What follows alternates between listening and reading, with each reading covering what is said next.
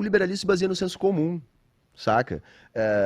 Eu vou tentar decodificar a teoria aqui para não ser muito difícil, mas existem vários níveis de abstração, tá? Assim, o Marx trabalha com essa ideia. Então, tipo, no nível mais raso é o que a gente enxerga na sociedade no normal, que é o nível da aparência. Toda a concretude da realidade, tudo que de fato existe está na aparência, mas não está visível. Então, a partir da aparência, você tem que começar a procurar entender o que produz essa aparência. Então, assim, para você entender essas questões mais estruturais, tipo, o que é exploração, por que as coisas não dão certo, por que eu voto e nunca melhora, sabe, por que de 200 e poucos países do mundo só 20 deram certo, ou mais ou menos 20, saca? Isso você vai ter que entender coisas que não estão no senso comum. E a direita trabalha com o senso comum. Tipo, você não tá vendo? É isso aí. Se vou falar de economia, é a analogia com a economia doméstica, saca? E aí, o que a gente tem que fazer é primeiro botar a galera pra pensar. Mano, pensa o seguinte, pô, são 200 e tantos países, 20 e poucos são desenvolvidos. Você acha que esses são melhores que os outros? Eu acho que a galera de lá é melhor? E os caras são bizarros, mano. Eles apelam pra todo tipo de racismo que você pode imaginar. Você pega esses bambambam liberal aqui na internet, os caras vêm com determinismo geográfico. É uma parada do tipo assim, não, é porque na zona mais quente do planeta é mais difícil de desenvolver a produtividade, porque o trabalho... Resumindo, pô, se você tá num lugar quente, você é preguiçoso, saca? É isso. Isso não tem outro nome, isso é racismo, saca? Isso é puro e simples, não, sabe? Isso não é ciência. Não, por quê? Porque eles têm que esconder a verdadeira explicação do porquê que 20 e poucos países são desenvolvidos e 180 não. Aí eu vou lá pro velho Barba e o velho Barba vai dizer o seguinte, não, mano, é o seguinte, isso tem que ser assim, porque é justamente da diferença do nível de produtividade de um lugar pro outro que acontece uma transferência estrutural da riqueza. E isso explica uma série de coisas que a galera tá sentindo, mas talvez não entenda. Eu vou tentar explicar rapidinho aqui. Mas não precisa, não precisa sintetizar muito não, porque a gente gosta da aula. Então, massa, olha só. Sempre dizem pro Brasil, o Brasil é o celeiro do mundo. O Brasil, não, vamos investir no agro. O agro é POC, o agro é tech, o agro é tudo.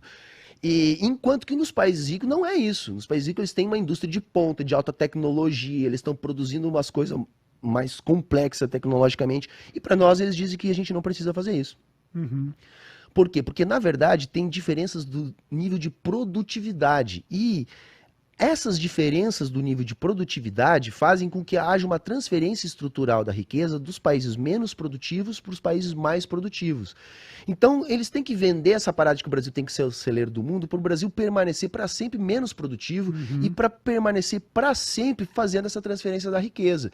Então, a gente alimenta a riqueza dos países ricos. Então, é impossível que todos os países do mundo, no capitalismo, tenham o mesmo nível de produtividade. Porque isso destrói o capitalismo, sabe? Isso rompe com esse processo de transferência. E o Brasil tem um agravante. Nós não tivemos aqui no Brasil uma revolução burguesa.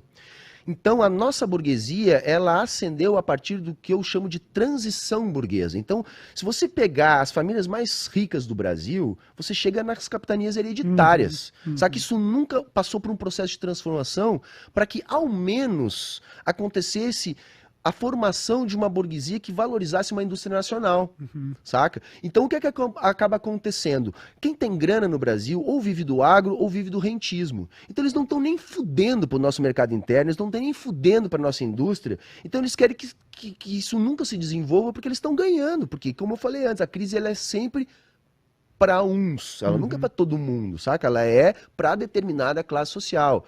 Então assim, é tão bizarro, cara. Toda essa parada que originou o Bolsonaro começou lá no governo Dilma. No governo Dilma, nós chegamos em determinado momento a 4% de desemprego. Para os economistas liberais, 4% de desemprego é pleno emprego. Tá? Para nós comunistas não, mas para o liberal é, né? Porque para eles admitir pleno emprego é impossível. Então, para eles 4% é, né, de 5 para baixo, pleno emprego. E nós estávamos nesse ponto. Só que o que acontece quando você começa a baixar muito o desemprego? Você aumenta os salários e aumenta o poder político da classe trabalhadora. A classe trabalhadora começa a reivindicar mais, começa a querer mais. E aí o que a nossa burguesia, filha da puta, fez, velho? Eles fizeram o seguinte, nós vamos ferrar com o país, nós vamos destruir o mercado interno, vamos gerar desemprego, vamos, teoricamente falando, diminuir a massa do lucro, entretanto nós vamos ferrar o trabalhador, e isso vem na forma de reforma trabalhista, de reforma da Previdência, pejotização, essas paradas todas. Nós vamos produzir isso, porque aí nós vamos diminuir a renda do trabalhador, mas vamos diminuir o poder político do trabalhador. Então, tipo assim, eles não estão nem fudendo para a massa da renda, porque eles vão ganhar depois na taxa de lucro, né, ou na margem do que eles podem ganhar, porque eles vão ganhar mais, explorando mais o trabalho. Só que isso ferra com o país. Só que a nossa burguesia, tipo, não tá nem aí. Porque não atinge, né? Exato, porque não atinge ela, porque o negócio dela não é a indústria. Porque, tipo, cara, aqui em São Paulo, por exemplo, tinha uma parada bizarra, mano. Tipo, o presidente da Federação da Indústria não tinha indústria. Saca? Porque até isso tá morrendo, saca? Tipo, eles não estão nem aí, porque isso é projeto, sabe? Não é uma coisa, não. Ontem mesmo eu tava vendo um liberal bosta lá falando na Folha de São Paulo, acho que era, não vou nem dizer o nome do cara aqui. E aí o cara tava dizendo, botou até uma fórmula gigante de matemática pra dizer, não, o Lula não pode pedir dinheiro pra tentar alimentar as pessoas. Resumindo é isso. Porra, como assim vocês vão comer, velho?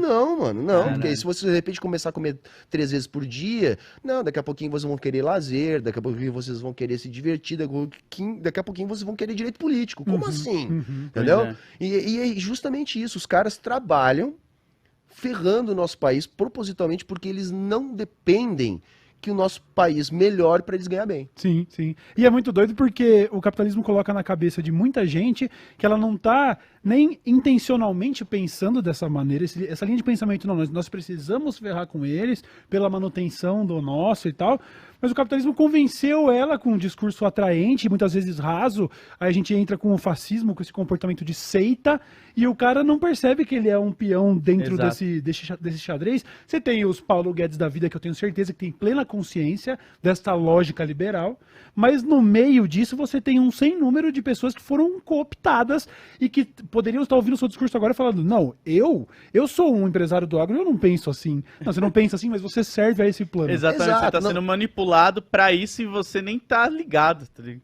Não é uma, tipo assim, não é uma avaliação moral, saca? Até porque tem muito burguês traidor da classe, saca? Tipo, o grande exemplo é o Engels, né, que financiou o Marx e ajudou ele e tal a produzir tudo que ele produziu junto com ele.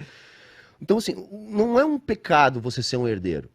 O lance é que se você entender a dinâmica do capitalismo, você vai colaborar para mudar essa realidade. Sim. O problema é que isso é muito raro de acontecer, saca? No máximo que acontece, comumente, ou mais comumente, é a galera entender, pô, é assim, né? Ah, é uma pena. Isso é o que, onde eu morava, a gente falava que quando chamava um amigo de boy, não é que ele é playboy, que tem a diferença, né, do playboy pro boy. O playboy é o cara escroto que, tipo, você acha mais do que o outro e tal. E quando seu amigo é boy é porque ele tá com as atitudes do playboy e ele não é merda nenhuma, tá ligado? Então a gente tinha essa diferença de quando falava, você é mó boy, mano, sai daqui. Tá sendo massa de manobra e tal. É, exatamente.